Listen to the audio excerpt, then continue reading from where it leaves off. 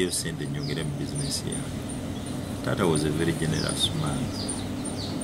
Irangana Gonzinyabia Bana Besiza. Duachulos are featuring a new Mauli. Watching featuring everywhere, Nyambo, Nyamboli. That generous heart, Jinkula Chicken, Hearty Fire Avalino.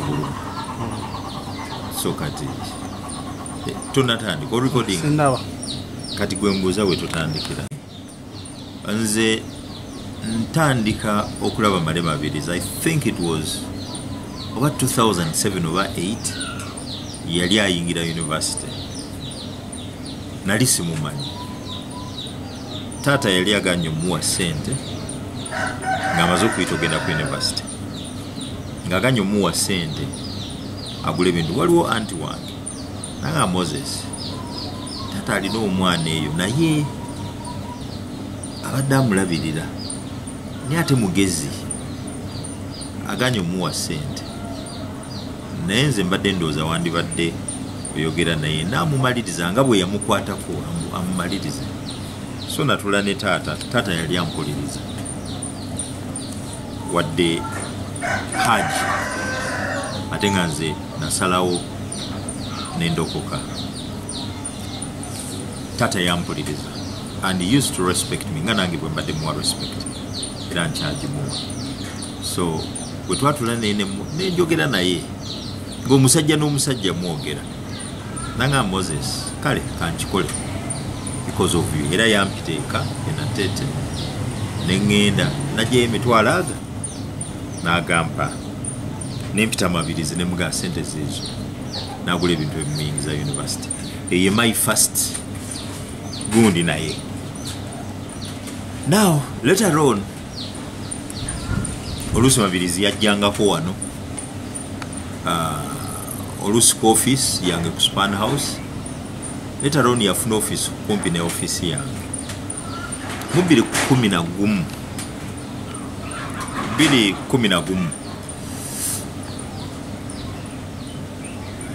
yabeerangaawo batambula ne taata n'ebirala. Then around those about 2013 awo sikyajjukira bulungi taata ampitiramu obuzibu bw'alina ne mubuuza buzibu ki.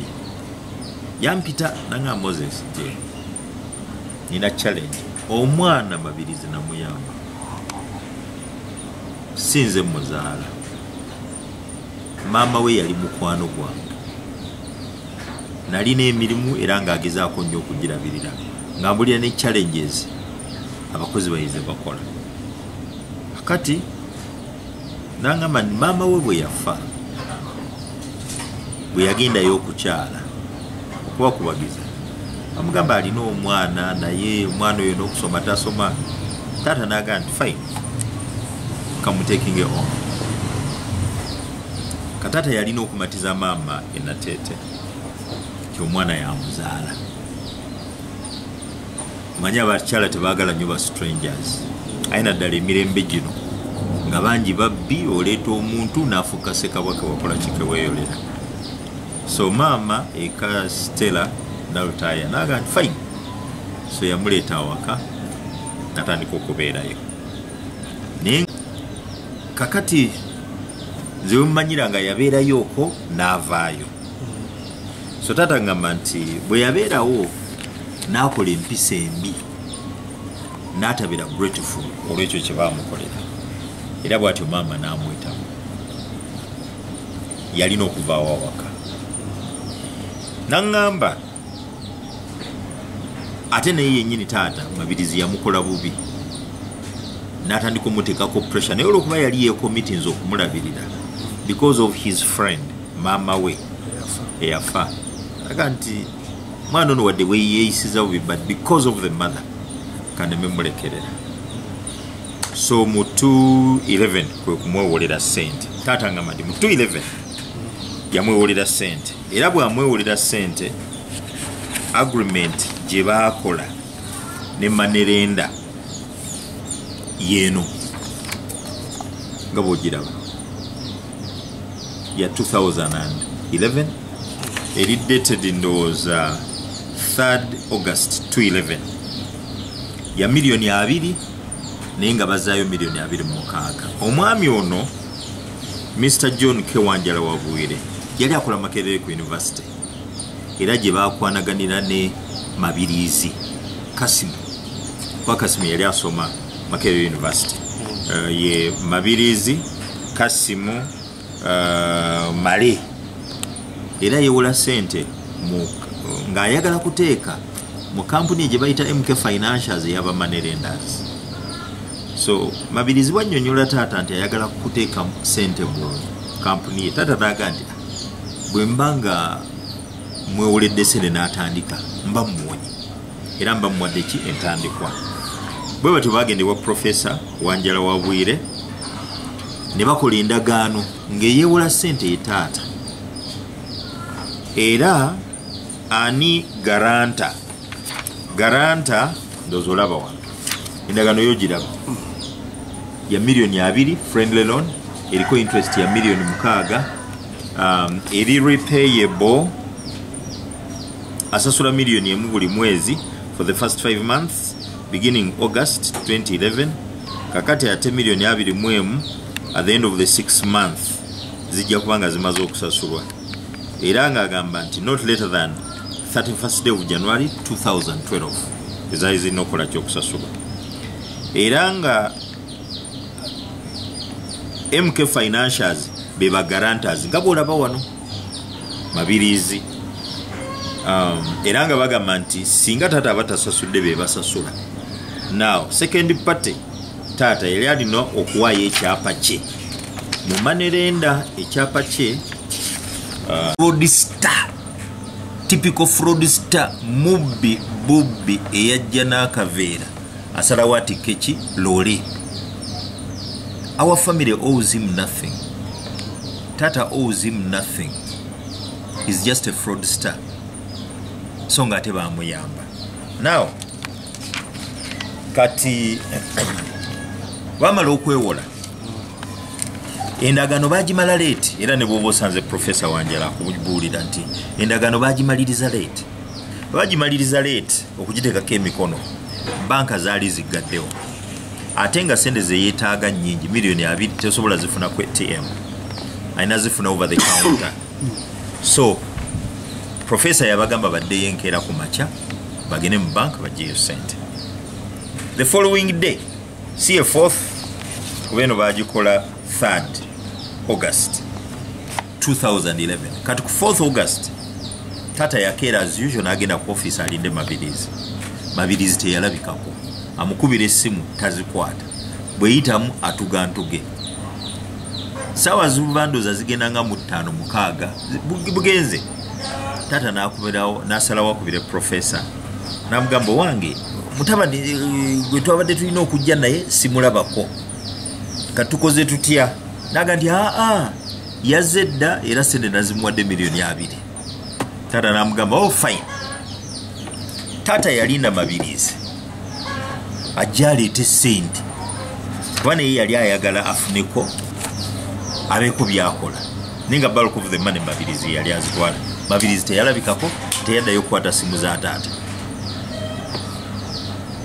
Tata bimusobera time etuuka eya repayment teyasasula abaali awo nga Mabirizi aleese Profesa azze okubanja sente. Profesa bw'akwatagana ne taata amugamba munaiti sente mukwano gwo ye yandeetewo nze nali sikumanyi era sente bwe wali ozituwa nga tumaze endagaano following day wazikwasa mukwano gwo era mukwano gwo teyaddamu kulabikako era siddangamu mulaba kakyenzizemu okulaba ozze kummanja tasasulanga ntasasulanga. Tata yakaba amaziga taga nti omuntu ono mulabbayi bulabbayi mubbi nammatiza nenkwata ekyapa kyange nenkisinga kyokka n'amala n'atasasula ate nga nange sente zaafunako. N'amugamba nti Profesa kusaba ompe time nja kunoonya sente zisasula. Profesa nakkiriza era baddamu ne bakola endagaano. Actually endagaano mweri muno ninawe nagirabye kuba document eno nga bw'ogirabye eriko pages 1,215. gye yawabira taata. Kuliko ne ya profesa wansi. Kati pages 1215 nina okugitinkula yonna okunoonya detail by detail. Naye nga baddamu ne bakola endagaano era taata n'asasulako miliyoni 6 ku miliyoni 2. Profesa n'aba nti kati abanja miliyoni 14. Omukaaga eza interest Mabirizi yazisasula. 2 teyagasasula. Kati bakwatagana ne profesa n'amugamba nti okay kale. So ne baddamu ne bakola endagaano nga taata agenda kusasula ani profesa. Agiye ekyapa kira yamugamba tugeza n'okimu zisende ejja kuzireeta. Profesa ne taata bakwataganye n'agenda mu high court commercial division naggulawo omusango ku taata. Omusango guli 525 of 2014 tozogulaba. Guli yaguyita MK Financials Limited versus Muhammad Bazinduse Mutumba. Guli bedda Mutumba. Olwawo wabira taata amwabira ki nti yamuwola miliyoni yamuwola emitwalo 3 n'atazisasula nezifuuka emitwalo 27 nezifuuka miliyoni 27 mu emitwalo 18 mu emitwalo 12.8 ne interest. N'agamba nti ate era Mabirizi yasasula miliyoni 26 wa profesa. Taata ezamulema okusasula. N'olwekyo bw'ogatta miliyoni 26 ne miliyoni 27 mu emitwalo 12.8 zifuuka miliyoni 53 mu emitwalo 12.8. Ze zino zagamba nti akola ki abanja taata. Taata bali awo nga bamukwata olubiri 14. Kati baba tebannamukwata. Taata yampitiramu ne Nnumba Mabirizi ne mugamba Mabirizi. Taata yakwewolera sente. Yes. Kwata sente ozisasule ekyapa kye kimuddire. N'agamba siyinza kusasula sente. Yayogera n'ebigambo ebiwemulanze bisiyinza kuyisa mu kamwa ku TV ku Bukedde TV. Mba nswala kuba tebiyisika mu kamwa. Kiraba n'agamba sisobola n'akatono kusasula sente. Ne mubuuza lwaki ng'omusajja yakwewulira sente. N'abuuza nze ndifuna ki ogugwe mugabo gwange. Ne mugamba oyinza okwamutwistinga omuntu omulamu okuwa ebibye obeera mubbi. Ne mubuuza taata omuyita otya. Kati nangamba muyita taata. Ne mugamba okay bw'oba omuyita taata sasula ebbanja omuddiza ekyapa awummule. Naga sisobola. Ne mubuuza eddiini ey'obusiraamu egamba nti bw'obanga olina ebyobugagga n'omala ova mu nsi bakadde butaatawo ne maamawo be basooka okufuna ku mugabo gwo nga ne mukyalawo n'abaana bo tebannafuna. Naga nze siri musiraamu, nze nzikiriza mu buwangwa ndi musamize. Ne mugamba kyoke mu mpisa zaffe ng'Abaganda omuzadde tasobya ko ebyo byali byadda. Ne mubuuza Mabirizi oyagala taata affe. Nangamba bw'afanga affe yo nayo nsonga. Nangamba nti gwe ekikulu olina nnyo omutima ogusaasira. Naye kankubuulire bw'oba tosobola kutta tosobola gaggawala. Ne mugamba ogambye otya. Nangamba bw'oba tosobola kutta tosobola gaggawala. That was the end of my even little attempt ogezaako mupasweding okusasula ebbanja abwetaata ekyapa kye. Era ne ngamba famire yange ne wange tata era namugamba. Mba ndi awo nga bankubira essimu taata bamukutte. Bamukwatiddewa ali ku high court executions. Ekimukwasiza ly'ebbanja ly'ataalya. Olumabirizi akoze ne ffojjale w'empapula kitaata yasayininga n'amwewolako sente zino. Mutwala 20 emeka mu 8 ndozolaba byakola ffojjale we gwe yakola bibino nti amuwoza emitwalo 3. Kati ate zino sente zagamba yamuwola. The issue is Mabirizi agamba nti taata yasingayo kyapa ku mitwalo 3. Now question nebeera bwabanga yamusingira ekyapa ku mitwalo 3 ate akimuggyako ati akisingiwa profesa bamu miliyoni 2 nga tasasudde mitwalo 3 ifa ate oli yeewola kitegeera bulungi kakati asobola okukwata taata amuggalire in the meantime bwamuggalira asobola okumuggyako ki ekyapa asobola okumusasuza miliyoni 53 mu emitwalo 12,800. In the meantime profesa naye amuwaabira amuggyeko ekyapa atwale ebintu ebi sente n'ekyapa kati taata bw'aba ali mu nkomera bakikyuse kati omusango ogwo bwe gugenda mu kooti eno certified true copy era eno ye plain ndowooza ogiraba ko yateekako eri endagaano kwe yeewulira sente teyagiteekako kati olwabibuzizza ataddeko bino ye byagamba byeyakola ne taata eby'emitwalo 10 eby'emitwalo 3 ayagala bamuwe ki sente kati kesi eno bwetuuka mu maaso g'omulamuzi omusango bagusala expert kitegeeza taata teyaliyo mu kooti era yali tategeezeddwa taata bwe bamukwata bamutuusa mu executions bamusindika eruzira olwo nga Mabirizi asasudde ne sente taata agenda eruzira kati omulamuzi bw'awuliriza yali registrar bw'awuliriza plea ya taata nti tasaavingibwanga expert judgment teyali best ku mutima mulungi taata tagaananga kwewozaako era nateekamu empoza yino nga bw'ogiraba affidavit ya Mabirizi ng'asweyarinze nti yateekako naki ebya taata weebiri byeyasayininga oba birirudda Mabirizi agamba taata yali sound taata agamba sibeeranga sound evidence byonna nga forgery omulamuzi kye yakola ye registrar asazaamu order eyali etwala taata eruzira amuwa bail Mabirizi protesting agamba nti okoze ensobi nnyo okuwa omusajja oyo bail nasasudde ne sente zange agende eruzira ngenda kukola appeal era mu appeal ye yateekamu application nti taata yalwawo okwewozaako n'ebirala bingi nnyo nayo neegobwa kakati keesi eno bw'ebeera mu kooti twasonda miliyoni 5 taata aveeyo taata bwe bamuta mu maziga amayitirivu waliyo senga Namala waliyo taata Nsereko waliyo taata Sebuliba waliyo muto wange Edi muwala wange Ana waliyo muto wange Faizo n'abalala ne basenga babuula bonna baaliyo buli omu yeewuunya engeri Mabirizi gyasobodde okunyaga taata ate n'amugulako omusango taata yeyeewola n'atasasula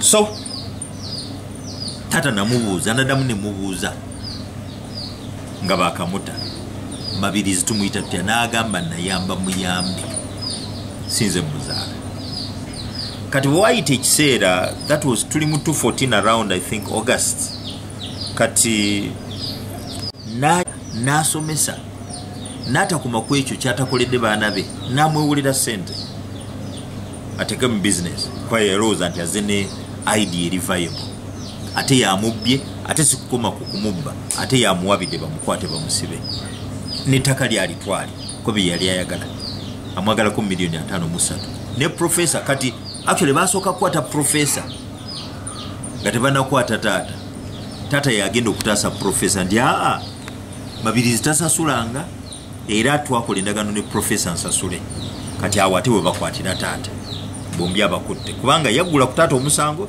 nti yamuwola sente n'atasasula naggula ku professor nti yamusasula miliyoni 26 ze yali awoze taata n'atasasula nga garanta n'agaana omuwa ekyapa nga te yali asasudde so mu 2015 ogwo tuli mu 2014 bwafuna stroke yamutawaanya kwa yamala ku kitanda ennamirembe ndoza gyawera emyezi Mabirizi teyalinyayo wadde dakiika egi instead yatandika okuweereza taata message ezimutiisa ate ng'endala zimuwemula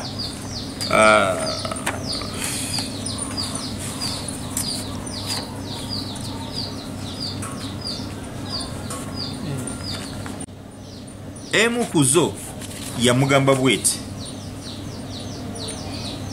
mwasalawo mu mpalampe naye amaggwa ganaabasobozesa okunnogako ebibala ndaba munaatera okutolontoka muve waggulu gye muwalampa mugwe wansi ate nawo amaggwa ge gasingawo saako ensanafu awamu n'enswera enkambwe ennyo ezenvu oba eziwooma omulaba alinnye anyway biri awo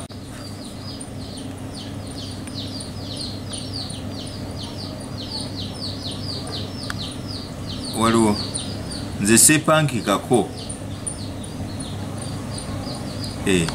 buuza omulwadde akubuulire lwe yampaabira ku CPS Kaweesi nankubira nantegeeza n'omupoliisi eyali annoonya ne bamusiba olw'okunzanyirako kati ate mmwe abaana be oba temumanyi bulungi nze kiwanuka lwemba mpanuse buli omu yeesega nze siri muntu wa bulijjo waliwo ne weyagambira nti ajja kutwala ettaka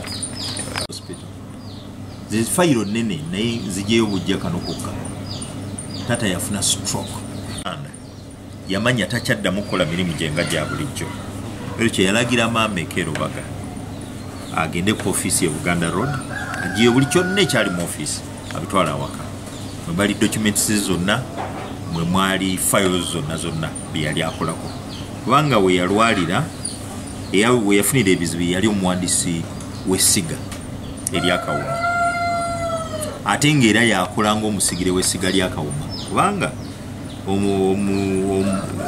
ow'essiga lyakawuma abeera Bungereza mukulu waffe Badru Buganda waffe Badru Sebatindira now mu 2020 COVID yabalukawo 2021 taata kati ebiseera ebyo byonna olwazino messages Mabirizi yamuweerezanga taata ebyokukwata essimu ye n'abivaako natandika kukwata z'abannyinaze n'amaama naye nga baba akwagala ajjayo eyiye nakubira era oluusi yankubiranga era lwakuba bw'otokolinga back ne wayita eddakiika nga 3-4 aba agijjeeko kuba tayagala Mabirizi mukubira kuba buli lwe yamukubiranga ng'amutiisa amuvuma amugamba ajja kufa bunyuzi jja mukola ki yamugamba ng'ebigambo nga n'okumuwemula kw'otadde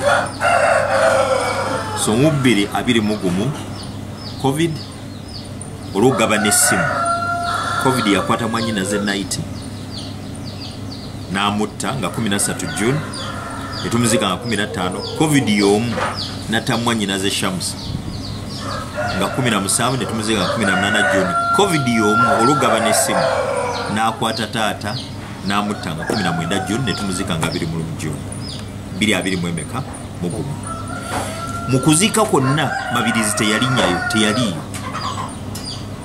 era taata ne bannyinaze nzekka ku baganda baabwe ababaziika Mabirizi yali kuno era ng'asobola n'okutambula wadde waaliwo kafyu n'ebirala restrictions naye mwannyinaze Night twazika abantu 13 mwannyinaze Shamsa ne tuzika 18 taata twazika 23 maama nange waliwo omukodomi wange ne muwala waffe then ne COVID team ne relatives abatono ogwo 2021 June incident when nalabira Mabirizi mu all of that mukufiirwa twamusanga Lubaga twali tutuuka tutinga ali ku gate amansira ebintu bw'alamiriza ebigambo amansira munda mu gate munda mu kikomera amansira ne wano wabweru era bwe yatulaba twalina muganda wange twalina ne muto wange ow'ebbongo Mabirizi okolaki nadduka ne yeesoga emmotoka ne bavuga ne bavaawo tetwaddamu kumala teyaziika taata wadde okusemberawo now mu mwaka gwe gumu 220 mu meka 220 mu ne bannyinaffe babiri ne bannyinaze babiri Mabirizi kugambye tata yafa 2 Septemba yafa 18 2 Septemba ngenaku z'omwezi 2 Septemba Mabirizi n'awandikira abapangisa actually ye tata obwafa Mabirizi n'alumba abapangisa n'ayogera nabo batandika omuwa ssente bwe bagaana omuwa ssente n'abawandikira ebbaluwa tebaddamu okuwa maama gwe babadde bawa ssente ez'obupangisa be bapangisa b'e Nateete era eno y'ebbaluwa bwetebeza tata tannaba nakumala mu ttaka myezi 3 bw'owandiika abapangisa obagamba bakuwa eki MK Financials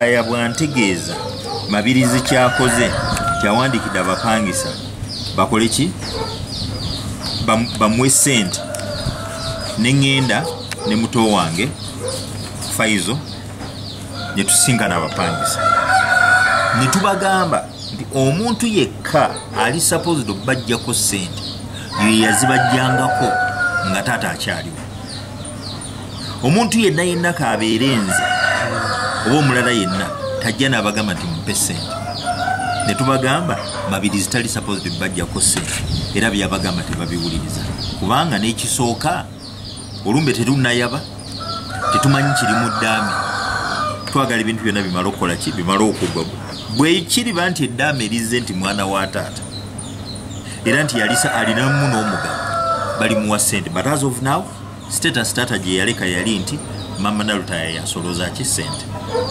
akati Mabirizi abapangisa babagaana omuwa ssente n'abawandiikira eno n'abagamba baba tebasobola kuva mu nju eno y'ebbaluwa n'abawa notice either batandika bakolanga bw'abalagidde oba si kyo abagoba termination of your tenancy come 30th December and a notice that you will be evicted on 31st December unless you sign the tenancy agreement attached here to with the estate of the late Muhammad Mutumba.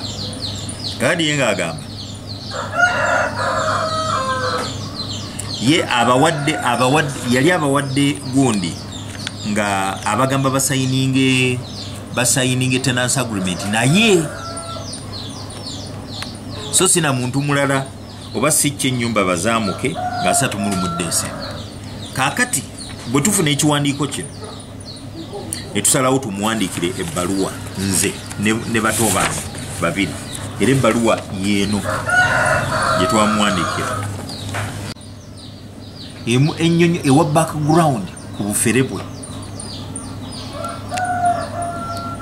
taata yakafa olumbe terunayaba ekiraamo tetumanyi kikigamba naye yayagala ki yezza ebintu ebbaluwa tugimuwandiikira era ndowooza ogiraba tugisayininga tumugamba tali supposed kukola kintu kyonna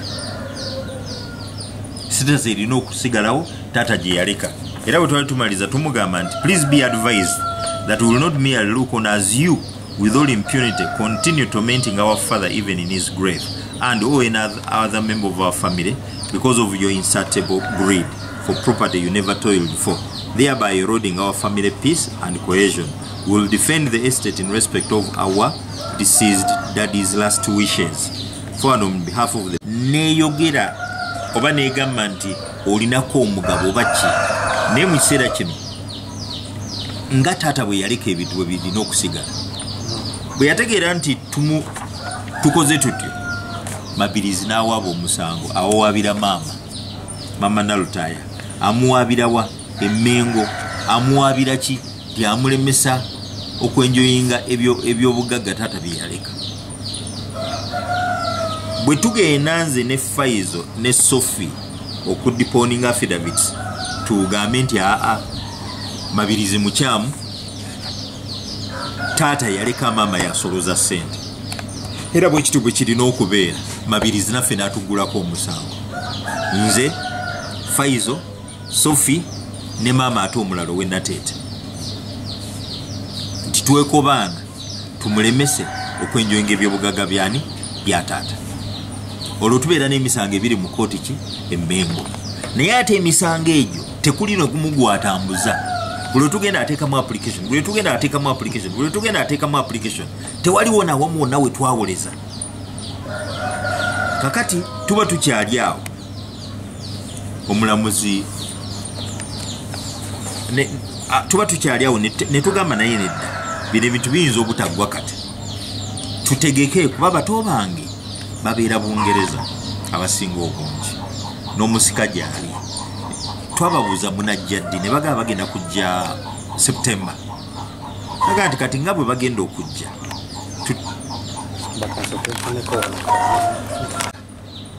bwaba banga bajja kuba bo batunotufayinga then kitegeeza tutegeke olumbe tulumalire ddala. Twatandika okubuuza abalina ekiraamu nga tetufuna. Kati naffe tubuuza maama oba alina gwamanyi neno bataata tubabuuza.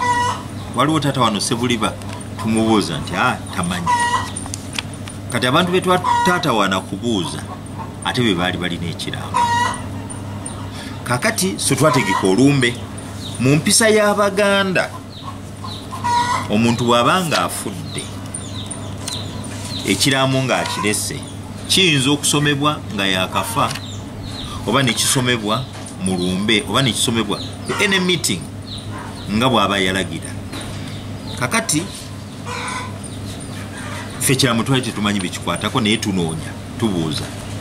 Kati naye nayogerako ne taata Nsereko Ali naga nti mwe mutegeke olumbe mwe mutegeke ffe tujja kubaawo. Kati era twaluyisa mu processes zonna mwe tuteeka okukolaki okuyita ng'ennaku z'omwezi 19 ng'ennaku z'omwezi 11 September 2022 twamaliriza olumbe lwa taata. Era mu meeting yaliwo kiro nze nali secretary waayo twatuula eyagikubiriza mukadde waffe bamuyita Engineer Male. Kati meeting ng'egenda mu maaso baasaba oba waliwo alina ekiraamu. Maama Rubaga n'asooka n'asirika then n'agamba akirina. Waliwo jjajja Sebuliba yasirika ne taata Nsereko kwate ye mukulu w'olunyiriri. So ne tumugamba genda okireete. Mama n'agenda n'aleeta ekiraamu. Ekiraamu kye yaleeta ne kisomebwa. Era mu kukisoma ekiraamu ekyo kopi yaakyo yeeno ziri 8. Siginija za taata oziraba ndoza wano saidi wano wali siginija ya taata eno ono witness eno taata nyabwati era n'asayininga ndoza olaba siginija ye buli wamu wonna yasayiningawo bwati taata bwasayininga bwe yali asayininga awagabanyizaawo era ne wansi n'asayiningawo then neno page 6 asayiningawo agamba bwati ku namba L ndozo olaba engabanya y'ebintu yogirabye tewaliwo waawa Mabirizi Kasimu Ssekabwaka weeyolera akakuluma entumu tewaliwo yamuwa. Now amanya g'abaana taata be yagamba nti yazaala era n'abasayiningako kanga kusomere. Kansokere wano ku baana bange agamba bwati ntandikire wano nkimanyi nga si kyangu okugabanya ebintu naye bwentyo bwenkoze ebintu tebibayombaganyanga kubanga nakola bikole era nammwe mmanyi mujja kukola ebyammwe nga Mukama Katonda abakwatiddeko. Ekikulu ekisinga byonna alina ayamba nga atalina kuba mbasabira mubeere omuntu omu nga mweyagalira mu linnya lyaffe eryo erya Mutumba. Temukolanga ebiriswaza erinnya lya Mutumba. Bwe mubanga mufunye okunyiigagana mutuulenga ng'ab'enju emu ne mumalawo obutakkaanya obubabuzze nga mujjukira nti teri atasobya okuggyako Mukama Katonda eyakula n'agulumira. manga be baana bange benazaala.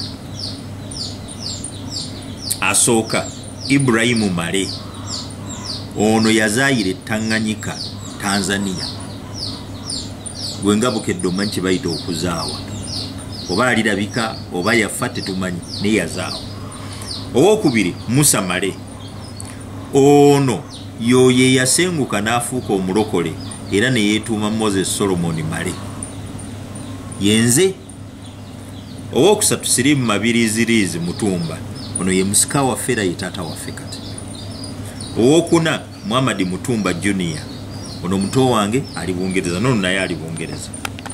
Owokutaano Faizo Sebatindira Mutumba, muto wange. Owomukaaga Edirisa Mulamula Mutumba. Owomusanvu Shafiki Nsereko na Mutumba Najib. Bano bonna bato bange. Ate actually mutaata nze mukulu. I'm the eldest. Now, olaba abalinzi babasayininzeko yazaala abalinzi bameka? Musanvu. No more, no less. Kati omusajja awandiise bw'ati n'asayininga nako diini omugamba yaki. Tata yali tanywa mwenge. Tata yali so sober. Tata yali so religious. Teyali musamize. He was a Muslim. Naye ng'ayagala nnyo Katonda we, teyeeraguza n'ebirala. Era yawandiika ng'ategeera bulungi nga si mutabufu wa mutwe. Now, wali natete. Era tata n'asayiningawo. Okumanya yali so sober. Yakola will n'amanya tebongerangako ate tebatoolangako, n'asayiningawo. This is his signature. Yasayiningawo. Tebereza wano asayininzeewo kuba buli page yasayininganga wano. Naye ne wano ku baana ab'obuwala asayininzeewo. Ne kuba obulenzi wano asayininzeewo. This is the same signature. Ekyewuunyisa signature gye yakozesa okusayininga ye signature y'emu gye yakozesa nga yeewolera Mabirizi ssente. Njagala okutunuulira signature. This is the signature. Ogirabako enjawulo? Lwakuba nti eno ye signature ya taata, eno gye yasayi taata gye, eno ye signature taata gye yasayininga nga yeewolera Mabirizi ssente. Eno gye yasayininga ng'akola eddaame. Signature zino zirabako enjawulo. Oyinza okugamba nti ono yasayininga wano yali mulalu oba nga lwankulage nga 15 Juni 2009. Yalikola 15 Juni 2009. Kyokka nga wayise emyaka 22 ne 2021 August, taata y'omu ne yeewolera omusajja gwatatadde mu ddaame ssente. Oba ntegedde bulungi? Ekitegeeza nti taata agenda okukola eddaame nga talina kakuku konna ku Mabirizi. Singa yamulinako akakuku 2 years down the road yandibadde tamwewolera ssente. Naawe ojja kumbuuza yeewolera atya ssente Mabirizi? Yamwewolera ng'omwana gwayoze gwayagala atandika obulamu, noti gwazadde. Ate taata teyalabirira Mabirizi yekka. Waliwo n'abaana bangi abakulidde eka taata baataazaala balabiridde abalala n'ababayambira abalala. Yalina Lawyer Male, yalina edduuka mu Tucans, mayumba ekamwokya.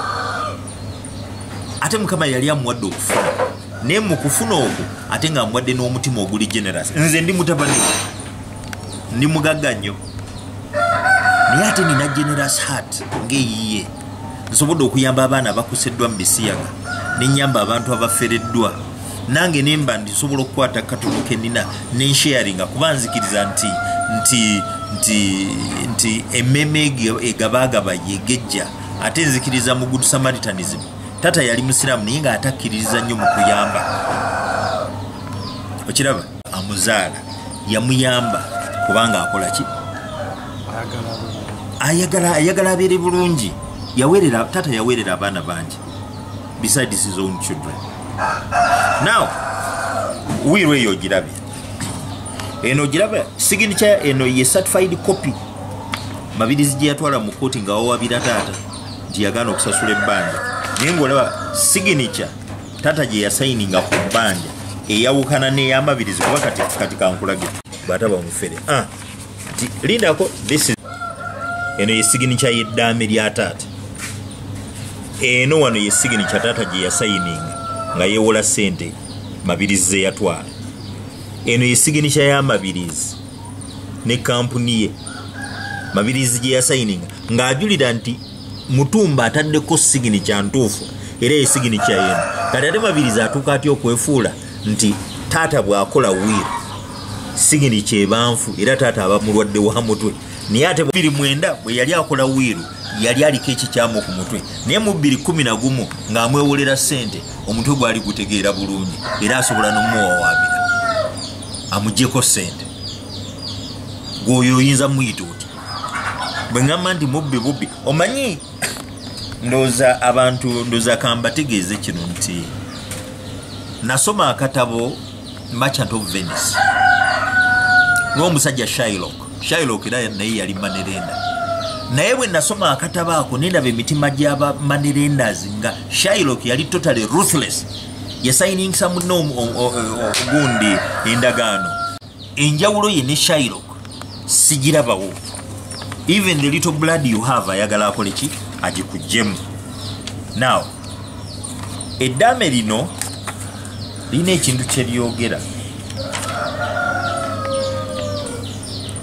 wano taata agamba nti eryo lizadde lyange akonkuludinga nebaza Mukama Katonda olw'okunsiimira eddiini y'Obusiraamu n'ebirala naye bwe yali agaba ebintu nze taata era alina kye yayogera naawe ensonga lwaki tampadde agamba bw'ati mutabani wange kaakano kalaba mutabani wange Musa Male yasenguka n'afuuka omulokole era ne yeetuuma Moses Solomon Male nalumwa nnyo nga nkitegedde ansenguse nayogerako naye naŋŋamba nti ye yeesalirawo kuba muntu mukulu bwe ntyo nali sirina kyakukola olw'okuba nzikiriza nga Mukama Katonda aluŋŋamya oyo w'aba ayagadde omugabo gwe nagumuwa mu kumusomesa ekitali kitono wabula bazzukulu bange baazaala nga bakulemberwa omukulu Ana ne bannyina mbawadde ku ttaka lyange ery'ennateete full stop nze teyampa yabawa ne muto wange Edi nze teyampa lwakuba nasenguka ki nina omutima omukyafu gyali sisobola mugamba nti lwaki wawa bano nze n'otompa nedda it was his property and this is his will and I respect it. Now bwe tubeera mu meeting will eno ne tugisoma nesomebwa bwe mala okusomebwa then jjajja eyaliwo nga bakola endagaano dozo olaba will eno nti yajulirwa abantu ba Sebuliba Yusufu Nsereko najja mu kyama n'agamba wange nange nnina eddaame ne taata Nsereko ali naye najja naga nange nnina eddaame ne mbabuuza lwaki temujjidde wali nti buli omu yagamba teyayagala kutabangula tusooke tumale okusoma libasoose okuleeta tulabe kati tugenda okubikkula amalaame gonna kuba gali envelope nga gali sealed mu envelope okusumulula nga lyeddaame lyerimu kati nga maama yalina photocopy naye ng'eri mu kkala naye ngeri obudde gye bwali ekiro twali tulowooza nti kubanga kkala ndoozi olaba wano neno nayo photocopy naye ya kkala togiraba nti efaanana origino naye nga te photocopy ya kkala so kati tugenda okkizuula nga bonna maama yalina photocopy ne taata Nsereko ali yalina photocopy kati yalina original copy eddaame taata lyeyayukyamu ye Sebuliba Yusufu Nsereko omu ku baalijulira era abajulizi abajulira eddaame eryo nga baaliwo Sebuliba Yusufu Nsereko waali era yalayira affidavit jjajja noono Nsereko ali jjajja ate omukulu w'olunyi naye waali era to making sure nti eteekebwa mu nkola. Now who is Mabirizi to us? A stranger. Nga family tetulina kunenengana ze ne bato bange tukkaanya bulungi n'omusika tukkaanya bulungi tulira sebo era ne bamaama tulina bamaama era tukanya bulungi tukwatagana era bwe tumaliriza byonna twasalawo tutambule ng'omuntu ki omu. The only person atutawaanya is a stranger. Yawaaba taata bamuzikule. Actually mu mpaaba ye yagamba lwakuba sijirina wano nina documents nyingi yagamba nti ayagala taata bamuzikule ne bannyinaze bonna bonna abaafa nabo babazikule nti taata bamutemeko kapaati bakatemeteme bakebere DNA then bakazeeko ku ngumbagumba ze batwale baziike bazeeyo baziike. Good enough omulamuzi w'emukono naga ndi ekyo kyosabye tekiriiyo tekisoboka. Actually kyali even beyond her powers, beyond the mulamuzi's powers oyo w'emukono olw'ensonga nti abantu abamu abaali be yali agamba baziikule bali scattered. Very specific eyogera obuvo bwa taata neyogera bakyala ba taata neyogera ebyobugagga bwa taata neyogera abaana ba taata omu ku omu okumanya taata yali so specific. Ono muganda waffe Ibrahim Malenze saamumanya naye senga yangamba taata yazaalayo omwana dda nga tannanzaala naye omwana oyo yagenda ne nnyina n'azaawo naye olaba taata atuuka omumuteekawo mu 2019 nga nze ndi musajja mukulu ndi myaka 4+ taata najjukira n'ateekawo omwana ono gwe yazaala n'atakoma ku ekyo n'ateekawo mwannyinaze Mariam Baboola Mutumba eyafa n'ateekawo Zainabu Nalunga Mutumba naye yafa. Kitegeeza nti yali so soba era kye yali akola yali akitegeera. Yayagala nnyo baleme mmuteekako baatazaala kuba engeri gye yalabirira abaana abangi n'abalala probably bandize ne bagamba naffe yakola ki yatuzaala naye nga teyakola ki teyabazaala. So ujja kunguliko ekikyamu ku mutwe nze Moses Solomon Male with a stranger. Ekisooka semateeka waffe antaasa bulungi nnyo. DNA tebasobola kunkaka gikola nga seeyagalidde tekokola consent. Ndi muntu mukulu ntegeera. 2 omulamuzi okukootinga case n'agimisinterpreting n'agimisrepresenting n'agamba nti n'olwekyo batuggyeko DNA kubanga ye alabye case eyinza okuba nga efaanagana n'eri ate nga ziri totally different. Facts ziri totally different. Muwiru ya taata temulimu ki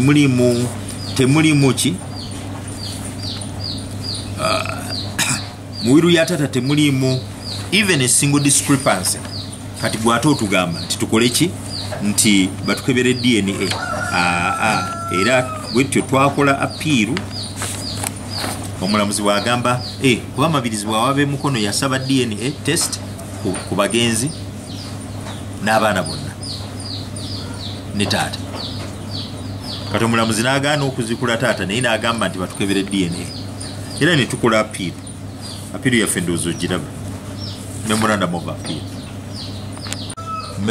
of appeal eri mu high court emukono zikusomera ensonga. Omulamuzi yasobya mu mateeka okulagira DNA wakati w'omuwaabi ye Mabirizi naffe abajulidde abaana ba Mutumba nga tetumuwadde lukusa tukole DNA nga tetukkiriza tasobola tukaka. Semateeka article 27 tulina right to privacy. Kati batukebere DNA bwamala tukebera abitwala abiteeke ku Twitter handle ye jibi bino bye byavuddemu nga bwe yateeka olaba pedolinga kano ka judgment ke yafuna emukono galoza kalinga kamuwadde obuwanguzi ti akati nawangudde batukebere DNA. What if bakebera DNA nabyabiteeko baba balinyiridde ddembe lyaffe ery'obwebange nga munna Uganda. Semateeka article 27 ampa right to privacy ate era nina right to a conscience ensobola okukkiriza oba okugaana.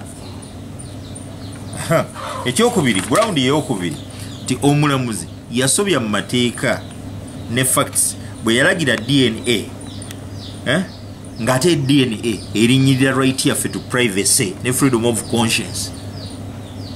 Oli tetumumanyi stranger twali tumumanyidde ku taata yavaawo